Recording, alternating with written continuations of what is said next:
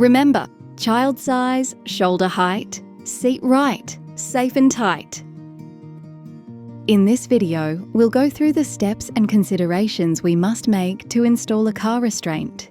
Each car seat works differently, and it is your responsibility to read the user manual and install and use the restraint according to the manufacturer's instructions. Anchor points and top tethers. The first thing we'll need to do to install a car seat is to find out where the anchor points are located in our car. This information will be available in the car's manual. Most cars will have an anchor point or top tether symbol to identify anchor points. Anchor points can be located on the parcel shelf, on the back of the seat, in the boot area, on the floor, or on the ceiling. Anchor points are built into the car to be able to handle the force of a collision. When installing a restraint, we must make sure that we are using a designated anchor point and not a different type of hook meant for securing luggage or the likes. Not all seats have anchor points. This will depend on your vehicle. Every anchor point corresponds to a single seat. You can't install a restraint using the anchor point from the seat next to it. If your vehicle doesn't have anchor points, you can get a professional to install an aftermarket anchor point. Anchor points are used to connect the top tether of a restraint. This connection complements the seatbelt or ISOFIX connection to keep the seat in place in case of a collision. Rear-facing and forward-facing restraints will always require a top tether and anchor point. This is part of the Australian standard. Not all booster seats use a top tether. This will depend on the brand and model. If the booster seat has a top tether, it must be used. When we connect the top tether to the anchor point, we must make sure that there aren't any kinks in the connection, that the strap isn't tangled, and that it is tightened correctly. Restraint user manual. Once you have your anchor points located, read through the user manual of the car restraint you want to install. This is a crucial step to understand how to safely install and use the restraint. Restraint placement. Now, we must assess which seats in the vehicle are appropriate to install our restraint. To do this, we must consider the following. Does the seat have an approved anchor point? Does the seat have a functioning ISOFIX or seat belt? Is the restraint compatible with the position and vehicle? If installing multiple restraints, do they all fit safely side by side? Do we have easy access to buckles for correct use? ISOFIX or seat belt. There are two ways to secure a restraint to a vehicle seat, either via ISOFIX connectors or via the vehicle's seat belt.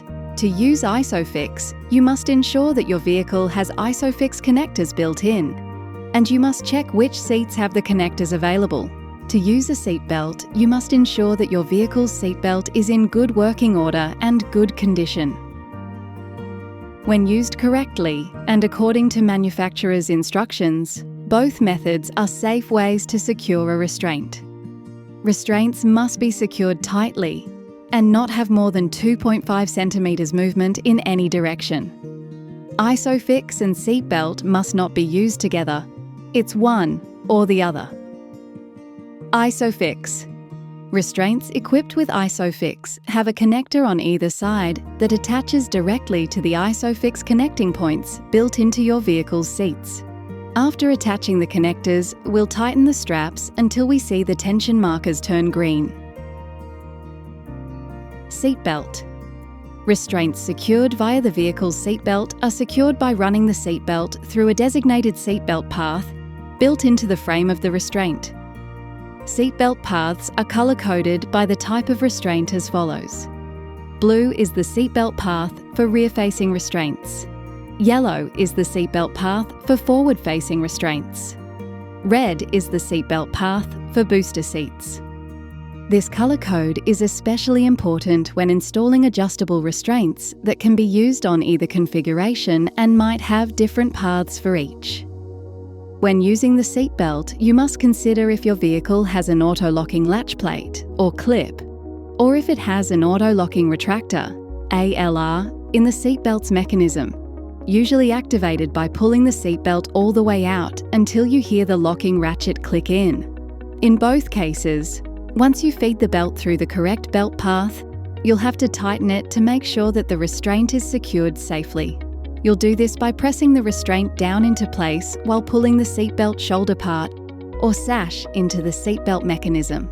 Remember that restraints shouldn't have more than 2.5 centimeters movement in any direction. Rear-facing restraints. Rear-facing restraints can be installed using either ISOFIX or the blue seatbelt path, and they must have their top tether connected to an approved anchor point. We must check the manual to make sure that the restraint is installed in the correct reclining angle. If fitted with a stabilizing bar, we must make sure it is installed and adjusted according to the manufacturer's guidelines. The shoulder straps must be in the position nearest to the child's shoulders, but not lower. Always read and follow the manufacturer's instructions. Do not install rear-facing restraints in the front row of seats. Forward-facing restraints.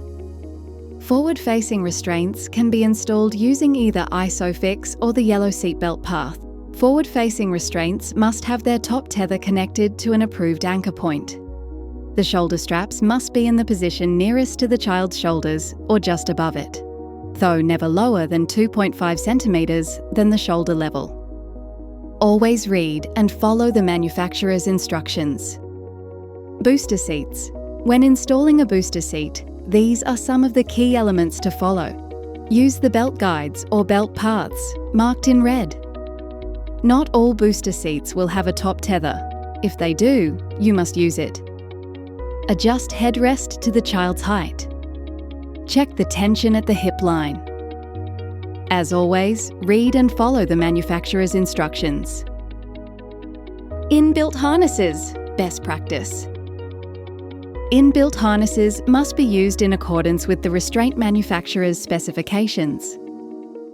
Always adjust the harness to the child's shoulder height and consider if the restraint is rear or forward-facing. Harness straps can't be twisted or loose.